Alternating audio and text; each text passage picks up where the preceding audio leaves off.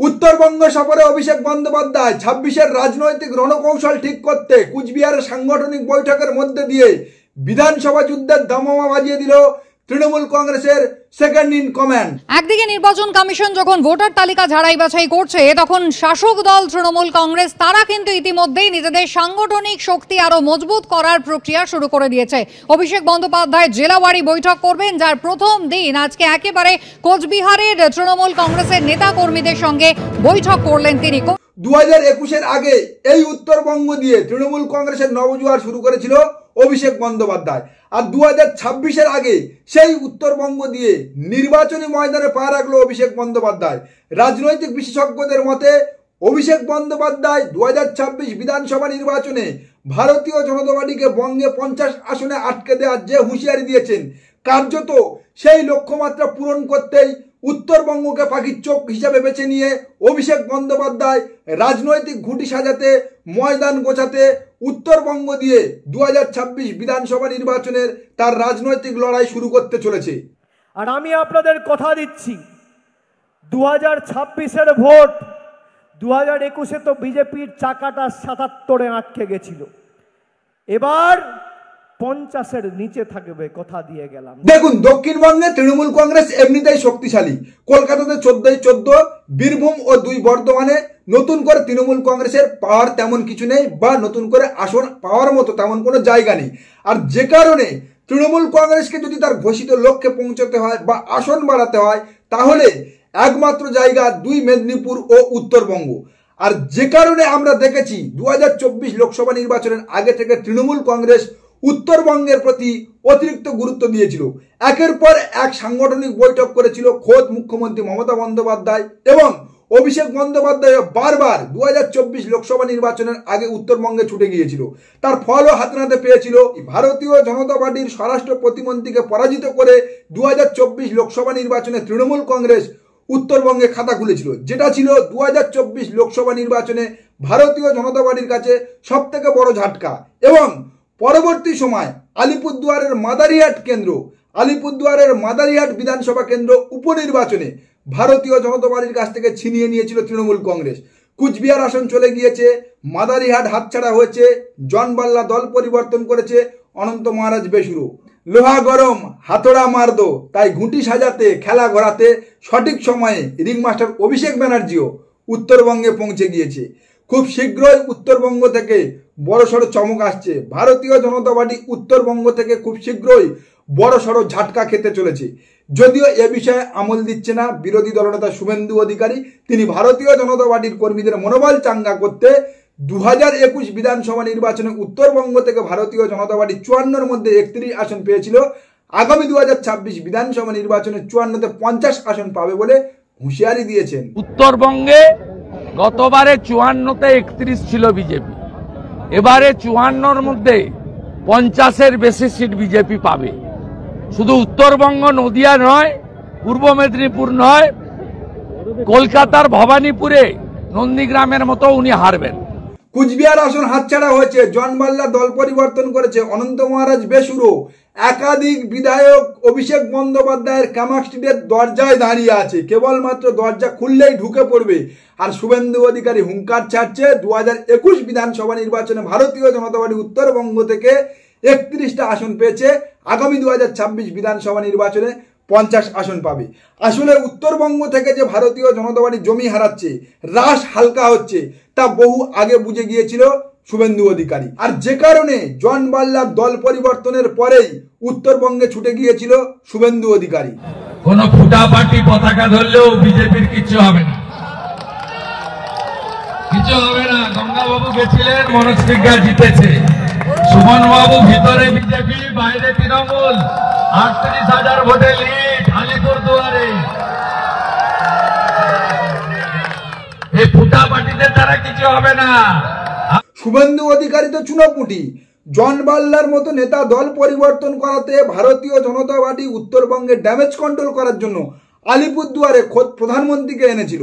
আজকের শুভেন্দু অধিকারী যে জনবাল্লাকে ফুটাবাটি বলছে, শুভেন্দু অধিকারী খুব ভালোভাবে জানে এই জন বাল্লা 2019 লোকসভা নির্বাচনে আলিপুরদুয়ার কেন্দ্র থেকে ভারতীয় জনতা পার্টির টিকিটে 3 লক্ষ মার্জিনে জিতেছিল। আর যে জন বাল্লাকে শুভেন্দু অধিকারী কাঠিবাজি করে সরিয়ে দেওয়াতে 2024 লোকসভা নির্বাচনে মনোজ টিগ্গা, শুভেন্দু অধিকারীর দক্ষিণ হস্ত মনোজ টিগ্গা মাত্র 76,000 ভোটে আলিপুরদুয়ার কেন্দ্রে জয়লাভ করেছে। আর 2026 বিধানসভা নির্বাচনে এই জন বাল্লা তৃণমূল কংগ্রেসে আসার কারণে ভারতীয় জনতা পার্টি আলিপুরদুয়ারের যে 7টার মধ্যে 6টা কেন্দ্র বর্তমানে জিতে আছে তার থেকে আরো 5টা হাতছাড়া হবে।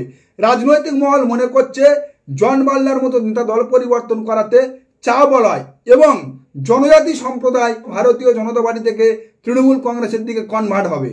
আগামীকাল মালদার সাংগঠনিক নেতৃত্বের সঙ্গে বৈঠক করবে অভিষেক ব্যানার্জি। কিন্তু তার আগে এই মুহূর্তে আমাদের কাছে যে খবর এসে পৌঁছচ্ছে, উত্তরবঙ্গ, 2 মেদিনীপুর ও রানাঘাট সাংগঠনিক জেলা থেকে 1-2 নয় 25 জন বিধায়ক ও 3 জন সাংসদ ফুল পরিবর্তন করার জন্য তাগাদা করছে অভিষেক ব্যানার্জির কাছে। অভিষেক ব্যানার্জি যদি হালকা করে দরজাটা খুলে দেয় বা খোলে তাহলে তারা হয়তো নিঃশ্বাস নিয়ে বাঁচবে। এখন অভিষেক বন্দ্যোপাধ্যায় দরজা খুলবে না এই মুহূর্তে তাদের ফুল পরিবর্তন হবে কি হবে না তা তো সময় ও তৃণমূল কংগ্রেস বলতে পারে। কিন্তু এই সম্ভাবনা যে সত্য, 25 জন বিধায়ক ও 3 জন সাংসদ যে বেসুরো তারা ফুল পরিবর্তন করতে পারে সেই ইঙ্গিত আগে ভাগে পেয়ে গিয়ে ড্যামেজ কন্ট্রোল করতে, ফুল পরিবর্তন রুখতে বঙ্গে আসছে খোদ অমিত শাহ। আর এই যে 25 জন বিধায়ক ও 3 জন সাংসদ ফুল পরিবর্তন করছে কেন? কারণ হিসাবে যা জানা যাচ্ছে যে শুভেন্দু লবির কারণে নাকি এই সাংসদরা, এই বিধায়করা দলের মধ্যে অপ্রাসঙ্গিক হয়ে পড়ছে। দ্বিতীয় কারণ হিসাবে যা দেখা যাচ্ছে বাংলা ও বাঙালির ওপর হওয়া অত্যাচার নিয়ে, বাংলা ভাষার উপর হওয়া অত্যাচার নিয়ে, বাংলার পরিযায়ী শ্রমিকদের উপরে হওয়া অত্যাচার নিয়ে ভারতীয় জনতা পার্টির বঙ্গের নেতৃত্ব যেভাবে মুখে ফেভিকল দিয়ে বসে আছে তাতে আগামী 2026 বিধানসভা নির্বাচনে ভারতীয় জনতা পার্টিকে বড়সড় খেসারত দিতে হবে, আরো একবার ভরাডুবি হতে হবে। তেমন সম্ভাবনার আঁচ করে আগে ভাগে পা সরাতে চাইছে এই 25 জন বিধায়ক ও 3 জন সাংসদ। আর যার উদাহরণ হিসাবে আমরা দেখেছি ভারতীয় জনতা পার্টির মালদা উত্তরের সাংসদ খগেন মুর্মুকে মুখ খুলতে। খগেন মুর্মু পরিষ্কার জানিয়েছে যে হ্যাঁ, ভিন রাজ্যে পরিযায়ী শ্রমিকদের উপর অত্যাচার হচ্ছে। ভিন রাজ্যে কাজ করতে গিয়ে যারা আজকে হচ্ছে যে আজকে এই রকম প্রশ্নের সম্মুখীন হচ্ছেন, এটা একটা বড় সমস্যা। আমাকেও খুব খারাপ লাগছে। ভারতীয় জনতা পার্টির লাইনের বাইরে বেরিয়ে এই খগেন মুর্মুর মন্তব্যের পর থেকে জল্পনা বাড়তে শুরু করেছিল। কারণ এই খগেন মুর্মু দিলীপ ঘোষের দীঘায় জগন্নাথ মন্দির দর্শন করতে যাওয়াকে সমর্থন করেছিল। মন্দির পশ্চিমবাংলার যে কোনো প্রান্তে হলে ভারতীয় জনতা পার্টির যে কোনো হিন্দু নেতা সেখানে দর্শন করতে যেতে পারে, তাতে কোনো অপরাধ নেই, এই খগেন মুর্মু বলেছিল। যে খগেন মুর্মুকে ভারতীয় জনতা পার্টি বাম থেকে রামে এনেছিল সেই খগেন মুর্মু একের পর এক মন্তব্য করে ভারতীয় জনতা পার্টিকে বিড়ম্বনায় ফেলছে। ফুল পরিবর্তনের জল্পনা বাড়ছে। আর ভিন রাজ্যে বিজেপি শাসিত রাজ্যগুলোতে বাংলা ভাষায় কথা বলার অপরাধে বাঙালি শ্রমিকদের উপরে অত্যাচার হচ্ছে, বাংলা ভাষীদের উপরে অত্যাচার হচ্ছে, যেটাকে একেবারে অকপট উড়িয়ে দিয়েছিল আমাদের পশ্চিমবাংলার বাঙালি হিসাবে, যাকে বিভিন্ন মঞ্চে সব থেকে বড় বাঙালির পুরস্কার নিতে দেখি সেই অভিনেতা মিঠুন চক্রবর্তীকে। কিন্তু তার সেই লাইন থেকে সম্পূর্ণ উল্টো দিকে হেঁটে মমতা বন্দ্যোপাধ্যায়ের ভাষা আন্দোলনের পাশে দাঁড়ালো টলিউড অভিনেতা প্রসেনজিৎ চট্টোপাধ্যায়। আজকের কিশোর কুমারের জন্মবার্ষিকীতে টালিগঞ্জের এক অনুষ্ঠানে হাজির হয়ে প্রসেনজিৎ চট্টোপাধ্যায় জানান মমতা বন্দ্যোপাধ্যায় যে আন্দোলন করছে, বাংলা ভাষা রক্ষার জন্য তিনি যে পদক্ষেপ করছে, আমরা তার পাশে আছি। বাংলা ভাষা রক্ষার জন্য আমরা সব কিছু করতে রাজি আছি। ভাষা নিয়ে কথা হচ্ছে, আমাদের মনে হয় মাননীয় মুখ্যমন্ত্রী একটা সার্কুলেট করেছেন এবং বাংলা ভাষা, আমি বলতে পারি বাংলা ভাষা ছিল, আছে, থাকবে। তার জন্য যে কোনো লড়াই করতে হয়, আমরা লড়াই করব। যে মিঠুন চক্রবর্তী গাল বড় করে নিজেকে বড় বাঙালি প্রমাণ করে বিভিন্ন মঞ্চে, সেই মিঠুন চক্রবর্তী যখন উল্টো দিকে দাঁড়িয়ে সম্পূর্ণ ডিনাই করে যাচ্ছে, তখন টলিউডের বর্তমান বাদশা প্রসেনজিৎ চট্টোপাধ্যায় যেভাবে বাংলা ও বাঙালিদের হওয়া অত্যাচারের পাশে দাঁড়িয়েছে, তাতে সমস্ত রাজনৈতিক মহল এবং সমস্ত গুণী মহল থেকে তিনি কুর্নিশ আদায় করে নিয়েছে। বাংলা ও বাঙালির ওপর হওয়া অত্যাচার, বাংলা ভাষার ওপর হওয়া অত্যাচারে যাদের গায়ের রক্ত গরম হয় না, তাদেরকে বাঙালির চিনে নেওয়ার সময় এসেছে। যে বাঙালিরা এখনো পর্যন্ত এত কিছু দেখার পরেও একাধিক রাজ্য থেকে যখন বাস ভরে, গাড়ি ভরে, ট্রেন ভরে বাঙালি শ্রমিকরা, পরিযায়ী শ্রমিকরা বাংলায় ফিরে আসছে এবং ভুরি ভুরি প্রমাণ দিচ্ছে তাদের উপরে যে অত্যাচার হয়েছে, তাদের উপরে যে অকথ্য অত্যাচার করেছে বিজেপি শাসিত রাজ্যের প্রশাসক, তারপরেও যে বাঙালিরা চোখে হাত দিয়ে বসে আছে নিজেদের রাজনৈতিক পিঠ বাঁচানোর জন্য, রাজনৈতিক অবস্থান ঠিক করার জন্য, বাংলা ও বাঙালি তাদের চিনে নেওয়ার সময় এসেছে। সময় এসেছে গর্জে ওঠার, সময় এসেছে প্রতিবাদ করার।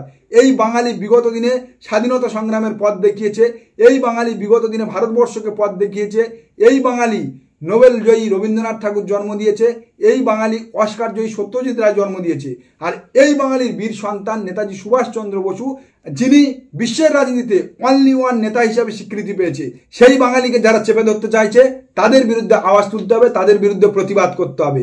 না হলে আগামী দিনে এই বাংলা ভাষার উপরে যে অত্যাচার, বাঙালির উপর যে অত্যাচার, সেই অত্যাচারের ইতিহাসে আপনার নামটা মির্জাফরের পাশে লেখা থাকবে। নমস্কার, আজকের প্রতিবেদন এখানে শেষ করলাম। দেখা হচ্ছে আগামী কোনো প্রতিবেদনে। আমাদের প্রতিবেদন সম্পর্কে আপনাদের মতামত অবশ্যই জানান কমেন্ট সেকশনে।